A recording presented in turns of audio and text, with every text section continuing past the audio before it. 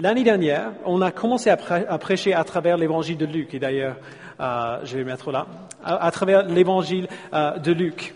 L'évangile de Luc, c'est de loin le plus long des quatre évangiles, et on savait pertinemment que ça allait prendre du temps pour terminer cet évangile. On a prêché cet évangile presque exclusivement l'année dernière, et on est arrivé à la moitié du chapitre 11, donc 11 sur 24. Ouais. Alors on est presque à moitié fini. On espère terminer le livre cette année. On a fait une petite pause au mois de juin pour l'été. Alors ça fait quelques mois depuis qu'on est dans le livre. Et donc avant de recommencer, il faut faire un petit rappel de ce qu'on a vu jusqu'ici. Et donc vous pouvez aller au chapitre 11 si vous voulez bien. Dans le livre dans les Bibles de l'Église, c'est sur la page 672. D'ailleurs, si vous n'avez pas de Bible à la maison, je vous invite à trouver une de ces Bibles blanches et la prendre chez vous. Vous pouvez la ramener chez vous, c'est notre cadeau à vous ce matin. Et je vais faire une petite annonce en anglais rapidement. If you speak English and you don't speak French very well, the manuscript in English is available at that address right there, so you can get it there. Donc on va aller au chapitre 11 dans quelques instants, mais avant un petit rappel de ce qu'on a fait jusqu'ici. L'évangile de Luc, comme tous les évangiles, raconte l'histoire de la vie et du ministère de Jésus-Christ. Chaque évangile raconte la même histoire, c'est la vie et le ministère de Jésus, mais chaque évangile le raconte sous un angle un peu différent. Chacun complète les trois autres, et souvent ils se citent directement, mais chaque évangile a ses propres buts, avec ses propres emphases, ses propres points de vue qui se complètent mutuellement. L'histoire se déroule dans ces parties de la Palestine ancienne qui étaient sous l'occupation de l'Empire romain à l'époque de Jésus-Christ. Et Luc, au chapitre 1, il commence son évangile avec une introduction personnelle à un homme qui s'appelle Théophile. Alors ce Théophile était probablement un homme de moyens ou d'influence sociale, peut-être même un officier romain. On ne sait pas beaucoup de choses sur lui, mais Luc nous dit clairement, il dit à Théophile très clairement qu'il écrit son évangile afin que, verset 4 du chapitre 1, afin que tu reconnaisses la certitude des enseignements que tu as reçus. Et donc c'est ça son but, et il le dit clairement dès le départ, il veut convaincre Théophile que Jésus est vrai, que ce qu'il a entendu sur Jésus de la part des chrétiens est vrai et qu'il peut y faire confiance. Luc était un homme éduqué, c'était un médecin. Alors il procède à la rédaction de son évangile de manière méthodique.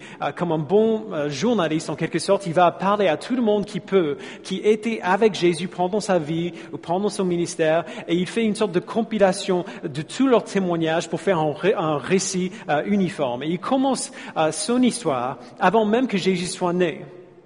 Au chapitre 2, on voit un ange qui apparaît à une jeune femme qui s'appelle Marie, et il lui dit que le Messie vient et qu'elle, malgré le fait qu'elle soit vierge, elle va être celle qui enfantera ce Messie. Et donc le Messie, le Christ, c'était le sauveur que Dieu avait promis d'envoyer au peuple d'Israël. Il a promis à travers des prophètes. Le Messie, c'est celui qui allait libérer le peuple d'Israël de l'esclavage de leurs péchés. Et l'ange dit à Marie de nommer son fils Jésus. Jésus est né de manière assez spectaculaire. Vous avez probablement entendu un peu de l'histoire. Sa naissance est annoncée à un groupe de bergers par une légion d'anges qui célèbrent sa venue, et il grandit plein de sagesse. Son cousin, Jean-Baptiste, prépare le peuple pour sa venue en leur enseignant à se détourner de leurs péchés, de leur rébellion contre Dieu. Et enfin, lorsque Jésus a une trentaine d'années, il commence son ministère. Tout d'abord, il est rejeté dans sa propre ville, Nazareth, et il part de là, il guérit miraculeusement les gens de leur maladie, et il enseigne la bonne nouvelle du royaume de Dieu dans les synagogues dans toute la région. Il appelle 12 hommes à le suivre, à devenir ses disciples. Il y a beaucoup plus que ces 2 hommes qui le suivent, mais il appelle précisément ces 2 hommes à le suivre, et il commence à affirmer son identité du Messie. Il envoie ses disciples dans la région pour faire les mêmes choses que lui il fait, pour guérir les malades, pour chasser les démons, pour enseigner la bonne nouvelle. Et après un certain temps, ils se rassemblent de nouveau pour faire un bilan, en quelque sorte, de leur voyage. Et puis ils les renvoient encore. C'est un peu la manière dont ils procèdent avec eux. Ça continue comme ça pendant un certain temps. Jésus guérit les gens, il ressuscite les gens d'entre les morts, il chasse les démons, il enseigne la bonne nouvelle, il enseigne à ses disciples comment travailler dans le royaume de Dieu et pour le royaume de Dieu. Et ses disciples commencent tout doucement à réaliser que ce Jésus n'est pas simplement un enseignant, n'est pas simplement un rabbin, même un enseignant extrêmement sage. Ils commencent à réaliser que Jésus est ce Messie que Dieu avait promis par les prophètes il y a si longtemps, que Jésus est vraiment le Fils de Dieu. Et puis, à la fin du chapitre 9, on voit un tournant décisif dans l'histoire. Jésus amène 3 de ses disciples les plus proches en haut d'une montagne et il est transfiguré devant leurs yeux. La voile de son humanité est retirée un instant. Et ses disciples voient que même si cet homme Jésus est pleinement humain, il n'est pas simplement humain, il est aussi pleinement Dieu. Et quand ils descendent de la montagne, Jésus se dirige vers Jérusalem. On voit ça au chapitre 9, verset 53. Alors, il faut savoir que Jérusalem, c'était là où Jésus serait bientôt arrêté, battu et crucifié pour ce qu'il dit et ce qu'il fait. Jésus le savait très bien. Il avait déjà annoncé sa mort, sa souffrance.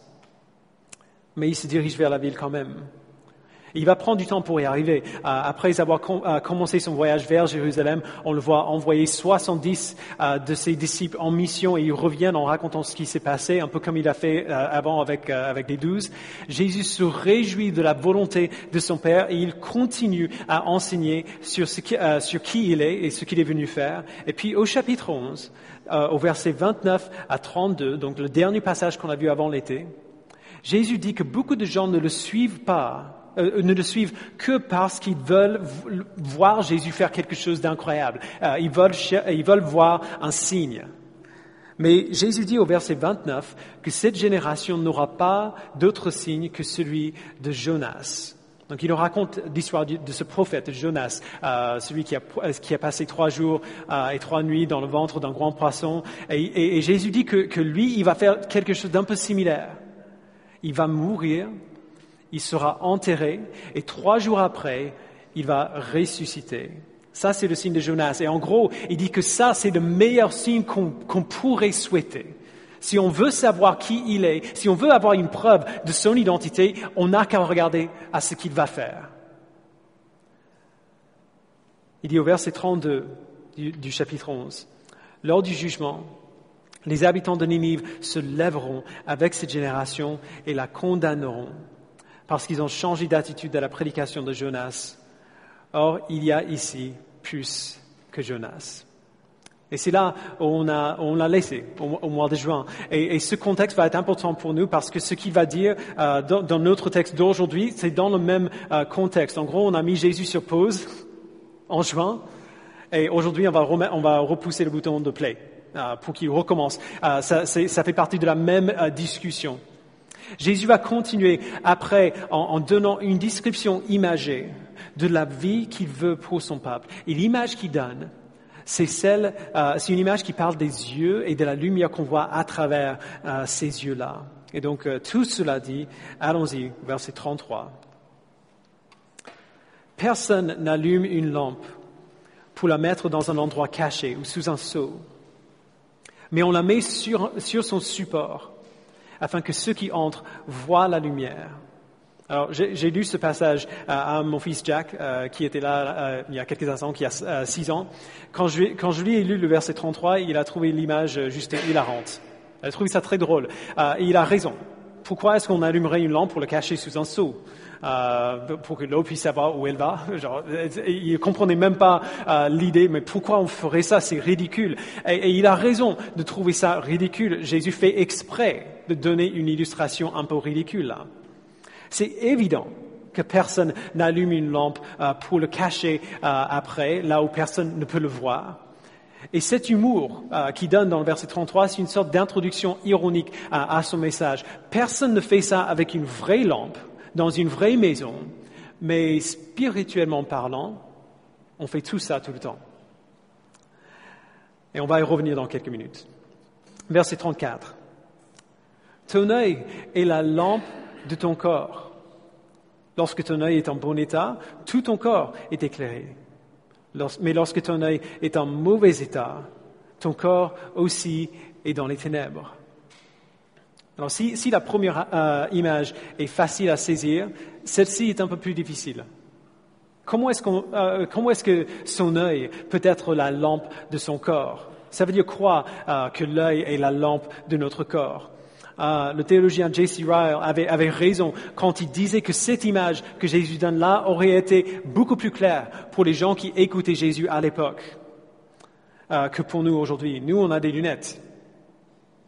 On a des lentilles de contact, on a même des opérations chirurgicales qu'on peut faire avec les lasers pour enlever les cataractes et tout ça, pour redonner une sorte de seconde vue à ceux qui ont perdu un peu leur vue. La perte de la vue est moins fréquente ou au minimum plus vivable aujourd'hui qu'à l'époque. Plusieurs fois dans les évangiles, on voit Jésus guérir quelqu'un qui est aveugle, quelqu'un qui doit mendier. À chaque fois qu'il guérit un aveugle, c'est très poignant parce que les aveugles dans cette société-là étaient totalement sans ressources.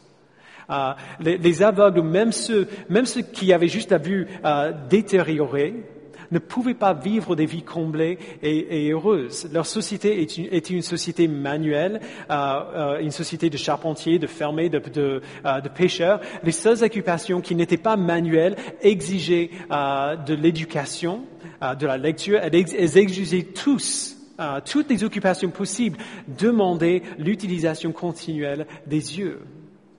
On ne pouvait pas ouvrir un café comme on a aujourd'hui à Paris, des gens qui sont aveugles ou qui sont sourds et qui font un café dans ce contexte-là. Vous avez déjà vu ça? C'est excellent, je trouve.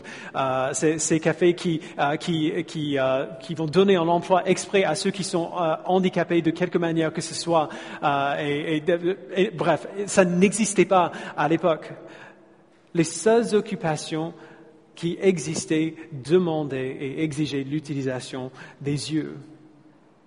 Pour les gens à qui Jésus parlait ici, quand ils entendent dire que ton œil est la lampe de ton corps, ils auraient bien vu le lien entre les deux. Toute l'activité du corps, tout le mouvement du corps est influencé par les yeux. Nos yeux font que nos corps puissent naviguer leur environnement. Ils donnent de la lumière au corps de manière figurative. Mais pour que nos yeux soient utiles, il faut qu'ils soient en bon état, en bonne santé. Les bons yeux peuvent voir des obstacles dans leur route pour que le corps puisse les éviter. Ils peuvent voir les distances correctement et le corps réagit en fonction.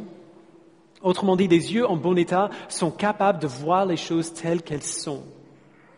Elles sont capables d'estimer avec justesse ce qu'il y a devant eux, pour que le corps puisse fonctionner comme il faut et pour qu'on agisse en fonction. Et c'est ça l'idée. Quand Jésus dit que ton œil est la lampe de ton corps, il nous donne une image de la vie spirituelle, de la myopie spirituelle, des yeux spirituels qui fonctionnent de manière similaire à nos yeux physiques. Et la question implicite qu'il pose, c'est est-ce que vous pouvez voir les choses spirituelles pour ce qu'elles sont, pour que vous agissiez en fonction? Ou alors, est-ce que vous êtes spirituellement myope?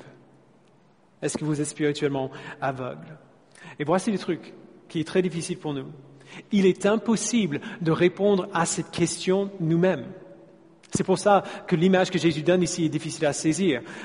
Comment est-ce qu'on saurait qu'on est spirituellement aveugle, à moins de pouvoir voir, même juste un instant, autre chose que ce qu'on voit aujourd'hui? On ne pourrait pas savoir que nous étions spirituellement aveugles, à moins que nos yeux s'ouvrent et qu'on voit enfin les choses telles qu'elles sont. On vit nos vies sans croire en Jésus, et puis à un moment donné, quelqu'un nous dit ce qu'il a fait. Quelqu'un nous annonce la bonne nouvelle de l'Évangile. On nous dit que Jésus est venu, qu'il a vécu une vie parfaite à notre place, la vie qu'on aurait dû vivre, et qu'il a pris sur lui-même nos péchés, et qui s'est fait punir pour ces péchés-là, la punition que nous méritons tous. Et que grâce à cet échange, notre péché contre sa vie parfaite, Dieu nous déclare parfaitement justes et nous réconcilie à lui-même. À un moment donné, quelqu'un nous dit ça, nous annonce cette bonne nouvelle et quelque part dans la discussion, ou alors bien longtemps après la discussion, à un moment donné, c'est comme si une lumière s'allume en nous. Nos yeux s'ouvrent. Le Saint-Esprit ouvre nos cœurs, ouvre nos yeux pour voir l'Évangile non pas comme une histoire ou comme une philosophie, mais comme la vérité. Ça s'est passé dans le passé, ça a une influence et un effet inestimable sur ma vie d'aujourd'hui. Jésus a fait ça pour que je fasse ça. Et une fois qu'on le voit, une fois que le Saint-Esprit a fait ça en nous, on ne peut pas ne pas le voir. Comme une personne qui se fait opérer pour des cataractes va maintenant, à partir de ce moment-là, que sa vue est restaurée, il va marcher instinctivement en fonction de ce qu'il voit. Une fois que le Saint-Esprit fait cette œuvre d'ouvrir nos yeux, d'ouvrir nos cœurs, on ne peut que vivre en fonction de ce que nos nouveaux yeux voient. On trouve du plaisir dans des vérités qui nous semblaient comme de la simple spéculation avant. On reconnaît le Créateur à l'œuvre dans nos vies alors qu'on ne voyait que de la coïncidence avant. On est rempli de joie à sa grâce alors qu'on ne savait même pas avant qu'une telle grâce existait. Autrement dit, nos nouveaux yeux, les nouveaux yeux que l'Esprit nous donne, laissent entrer la lumière. Grâce à l'œuvre de l'Esprit en nous, on est enfin capable de voir les choses telles qu'elles sont. C'est ça que Jésus dit ici. Si on voit Dieu tel qu'il est, sa lumière nous éblouit. Et sa lumière, et la lumière qu'on voit quand on le regarde, nous infiltre en quelque sorte. Sa lumière devient notre lumière. Sa vie devient notre vie. Mais la seule manière dont on peut voir Dieu tel qu'il est, c'est en regardant à Jésus, parce que Jésus est l'homme qui est Dieu. C'est ainsi que Dieu s'est révélé à l'humanité de manière parfaite. Tous les autres objets de notre louange ne sont que des petites briques en plastique. C'est Dieu qui est le soleil. Et Jésus nous permet de le voir et d'être transformés par sa lumière. Donc, on a ici, verset 34, deux types d'œil spirituel. On a des yeux en bon état que l'Esprit a ouverts à la vérité de l'Évangile, et on a des yeux en mauvais état. Et il serait facile d'imaginer que si on a la foi en Christ, si nos yeux sont ouverts, alors c'est bon. Maintenant c'est fini. Mes yeux sont ouverts, je peux simplement regarder et voir, et tout sera facile. Mais Jésus nous avertit au verset 35 qu'il est possible que nos yeux spirituels, même si nos yeux sont ouverts, il est possible que nos yeux spirituels se détériorent. Verset 35. Veillez donc à ce que la lumière qui est en toi ne soit pas ténèbres. Cette phrase peut être très difficile, surtout pour nous qui affirmons avec joie la souveraineté de Dieu sur toutes choses. Mais ce qu'il dit vraiment est assez simple. Il pose une question. À quel moment est-ce que la lumière devient les ténèbres? La réponse, quand la lumière est éteinte, ou alors quand elle est cachée. C'est l'image qu'il a donnée de la lampe qui est cachée sous un seau. On est à Paris ici.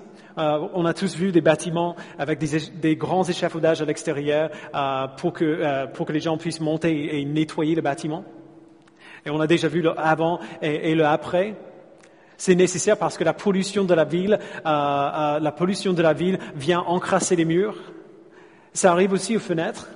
Si on les laisse assez longtemps sans les nettoyer, cette crasse s'accumule sur les fenêtres et la lumière qui y passe sera voilée et sera sombre jusqu'au jour où, si on le laisse assez loin, aucune lumière ne peut y pénétrer. C'est pour ça qu'on lave les vitraux dans les églises. Dans la vie chrétienne, c'est pareil. On commence notre vie avec Jésus, les yeux brillants, tout contents. Vraiment, tout flamme, tout feu, tout flamme. Voilà. Parce qu'on sait que Dieu est souverain et qu'il est bon. On apprend ce que Jésus a fait pour nous et au début, c'est juste merveilleux. Merci Seigneur pour ce que tu as fait. Je vais le dire à tout le monde. Voilà. Avec le temps, ce qui arrive souvent, c'est que la vie dans ce monde difficile et pécheur commence à peser sur nous. Et on commence à voir des choses de manière un peu plus sombre qu'on les voyait au départ. Il y a de multiples manières dont ça peut arriver. La plus rapide, c'est le péché. Le péché, tout simplement. Dieu nous a créés, il nous a créés pour fonctionner d'une certaine manière. Alors, il sait mieux que nous comment nous pouvons être en bonne santé, comment on peut vivre une vie heureuse dans ce monde qu'il a créé, même malgré toute la difficulté qui est autour de nous. Et donc, il nous donne des commandements pour nous montrer comment faire ça, pour nous montrer comment vivre la vie qu'il a destinée pour nous quand il nous a créés. Mais souvent, ces commandements s'opposent à quelque chose que je veux. Et donc, je désobéis à ces commandements et je fais ce que je veux. Et comme par hasard, après quelque temps, si je continue à suivre ce même chemin, après quelque temps, j'ai du mal à être heureux en Dieu. J'ai du mal à prier. J'ai du mal à lire ma Bible. J'ai du mal à aimer mes voisins. J'ai du mal à aimer ma femme, mes enfants. J'ai du mal à servir les autres. Pourquoi? Parce que j'ai laissé la lumière en moi devenir ténèbres. Vous savez ce qui se passe quand on passe longtemps dans une pièce très sombre et puis on ressort dehors en plein soleil et comment ça fait mal aux yeux. Tout ce qu'on veut, c'est refermer les yeux et faire comme ça pour ne pas être tellement ébloui par la lumière qu'on voit. On laisse le péché entrer et mettre un film métaphorique évidemment, mais mettre un film sur nos yeux pour qu'on ne voit plus la lumière de Dieu aussi clairement. Et après quelque temps, on n'a même pas envie de la voir parce que ça fait mal.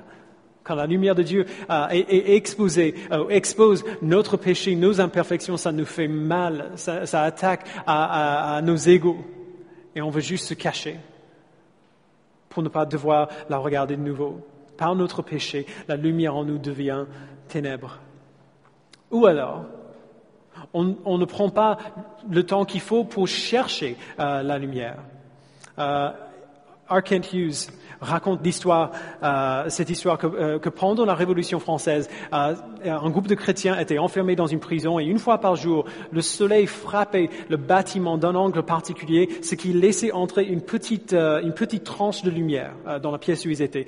Et un des prisonniers, qui avait une Bible, se mettait sur les épaules des autres et il lisait furieusement par cette lumière qui rentrait. Et une fois que la lumière était partie, on le descendait et lui disait « Maintenant, dis-nous ce que tu as lu quand tu étais dans la lumière. » Alors, je ne sais pas du tout si l'histoire est vraie ou non. C'est très possible que c'est de la fiction, mais c'est quand même une très bonne image de notre situation. On ne réalise pas combien on est béni de vivre à notre époque. On a accès à des traductions innombrables de la Bible, dans nos maisons, dans nos sacs, dans nos portables. Bon sang, combien de traductions est-ce que tu as dans ton portable? On a un accès très facile à la Bible et on ne la lit pas.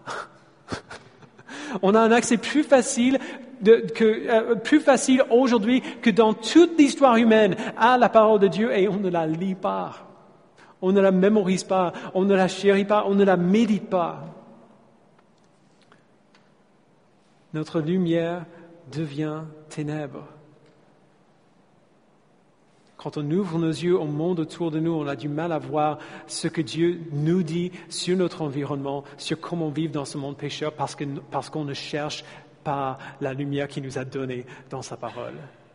La lumière en nous devient petit à petit ténèbres. Ou peut-être qu'on s'est laissé influencer par des croyances, par des désirs qui ne sont pas du tout compatibles avec l'Évangile. On veut que Dieu soit là pour moi.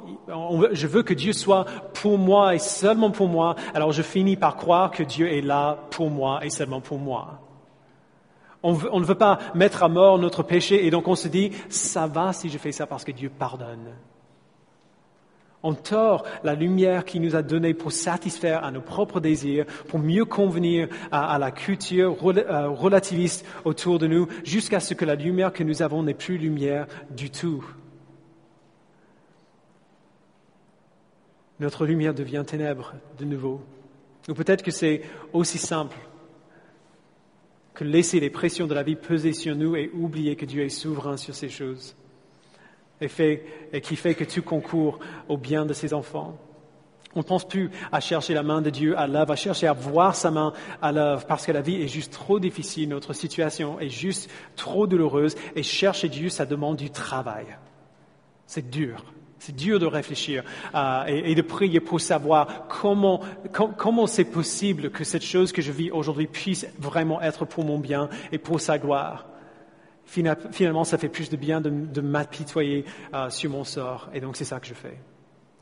La chose la plus triste dans tout ça, c'est que ce que j'ai dit avant, qu'une fois qu'on voit la lumière, on ne peut pas ne pas le voir, ça reste vrai. Une fois qu'on voit la lumière de l'Évangile, une fois qu'on voit que l'Évangile c'est la vérité et pas juste une histoire, on ne peut pas ne pas le voir. On ne peut pas retourner à notre ignorance heureuse. Et donc on voit assez bien pour savoir que les choses ne sont pas tout à fait comme il faut, ne vont pas bien. Mais on a laissé entrer 1 million de choses qui aveuglent notre vue pour que même si on voit que ça devrait être différent, on ne voit pas comment le changer. Comment vivre pour Jésus dans ce monde pécheur. Comme disait souvent mon père, on a juste assez de Jésus pour nous rendre misérables, mais pas assez de Jésus pour que nous ayons de la joie à le suivre. Quelle que soit la raison, Jésus nous dit de veiller. De veiller. Les contemporains de Jésus ignoraient ce qui était juste devant leurs yeux. Ils refusaient d'accepter même le signe de Jonas dont il avait parlé. Cet homme qui vivait devant eux la manifestation humaine et physique de Dieu lui-même. Ils cherchaient un signe, ils cherchaient quelque chose de spectaculaire que Jésus puisse faire, et ils ne voulaient pas regarder à Jésus lui-même. Pour toute leur religiosité, ils étaient incapables de voir les choses telles qu'elles sont. Et donc Jésus dit, veille à ce que la lumière qui est en toi ne soit pas ténèbres. Obéissez à ce que Dieu vous dit de faire dans sa parole. Croyez ce que Jésus dit de lui-même et non pas ce que vous voulez qu'il dise de lui-même. Croyez ce que Dieu dit de lui-même et pas ce que vous désirez qu'il soit.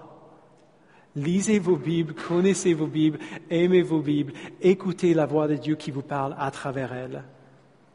Voyez sa main de Dieu, sa main à l'œuvre même dans votre douleur, et réjouissez-vous que ces souffrances présentes ne sont pas dignes d'être comparées à la gloire qui nous est réservée. Ensuite, verset 36.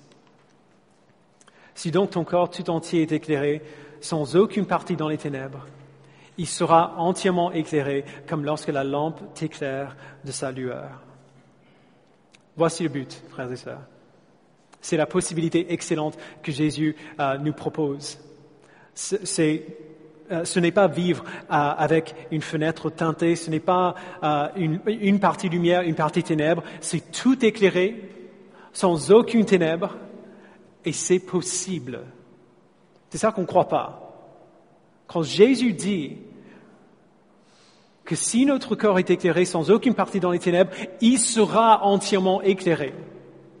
Comme lorsque la lampe t'éclaire de sa lueur, on ne croit pas vraiment que c'est possible de vivre comme ça, de vivre entièrement éclairé sans aucune ténèbre, mais c'est possible. Jésus n'est pas aussi méchant pour nous tenter de quelque chose qui est inaccessible pour nous. On ne dirait pas que c'est possible de vivre comme ça, parce qu'on est imparfait.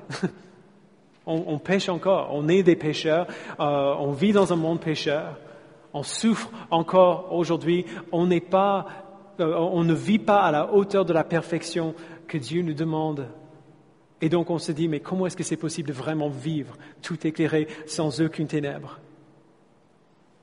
Comment est-ce que c'est possible de vivre tout éclairé sans aucune ténèbre dans un monde tellement sombre, tellement dépourvu de cette lumière-là? L'Évangile nous donne la réponse à cette question. Même notre souffrance ne peut pas chasser la lumière, ne peut pas chasser la lumière de Dieu si on répond comme la Bible nous dit de faire. L'apôtre Jacques nous dit dans sa lettre Donc je mets sur l'écran Jacques chapitre 1, verset 2.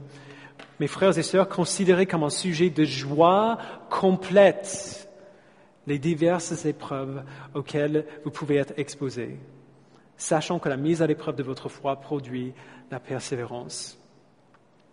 Lorsqu'on voit la croissance dans la foi et la maturité spirituelle comme un plus grand bien que notre présent confort, que mon bien-être actuel, alors même ma souffrance est une raison pour la joie. Parce que cette souffrance-là sert un plus grand bien.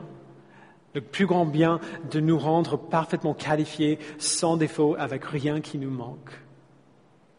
Même notre péché ne peut pas chasser la lumière si on y répond comme la Bible nous dit de faire. L'apôtre Jean nous dit dans sa première lettre, 1 Jean chapitre 1 verset 7, « Si nous marchons dans la lumière, tout comme Dieu lui-même est dans la lumière, nous sommes en communion les uns avec les autres et le sang de Jésus-Christ, son Fils, nous purifie de tout péché. » Et après, il nous dit ce que ça veut dire que de marcher dans la lumière. Et c'est quelque chose qu'on oublie à chaque fois. Marcher dans la lumière n'est pas la perfection. Marcher dans la lumière, c'est, verset 8, « Si nous disons que nous n'avons pas de péché, nous nous trompons nous-mêmes et la vérité n'est pas en nous. Si nous reconnaissons nos péchés, il est fidèle et juste pour nous les pardonner et pour nous purifier de tout mal. » Entre les mains de Dieu, même notre péché devient une opportunité pour faire briller d'autant plus la lumière de l'Évangile dans nos cœurs. Nous confessons de nouveau que nous avons besoin d'un Sauveur. Nous demandons pardon à Dieu pour ses fautes et nous nous reposons dans l'œuvre de notre avocat auprès du Père, Jésus-Christ le juste, comme on voit au chapitre 2, verset 1. Pour le dire plus clairement, la vie dans la lumière, sans aucune part des ténèbres, n'est pas une vie parfaite. C'est une vie de repos dans le Sauveur qui a été parfait pour nous. Et au fur et à mesure que nous grandissons dans notre compréhension de qui est Jésus et de ce qu'il a fait pour nous, nous trouvons de plus en plus que nous aimons ce qu'il aime, que nous détestons maintenant ce qu'il déteste. Alors que nous grandissons en lui, en nous repentant et en nous détournant de nos péchés, nous trouvons que nous désirons le péché de moins en moins.